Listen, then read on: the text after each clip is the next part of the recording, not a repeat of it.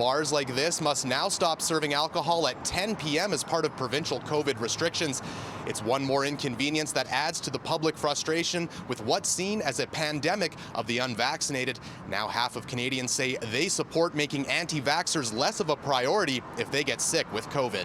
There is, I think, a growing level of both frustration and exhaustion among vaccinated people who are wondering, what it's going to take to get the unvaccinated to potentially make that decision. The numbers are in. New research from Angus Reid shows that most Canadians are in favor of getting tough on the unvaccinated. 3/4 of the country say they support making vaccines mandatory for large events. Although a majority of Canadians want it, that number only sits at a little above half here in Alberta, up from 40% at the beginning of July.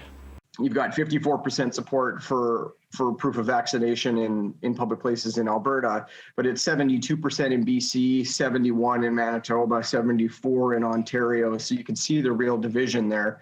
Korzinski tells me that while most respondents were okay with venues and private businesses requiring proof of vaccine, very few were in favor of the government mandating vaccines for citizens. One striking number from the survey shows the country is nearly split on whether or not unvaccinated people should receive the same level of hospital care as the unvaccinated. We put the question to our viewers on social media, where before deadline, nearly 70% of our respondents agreed with making the unvaccinated less of a priority in hospitals.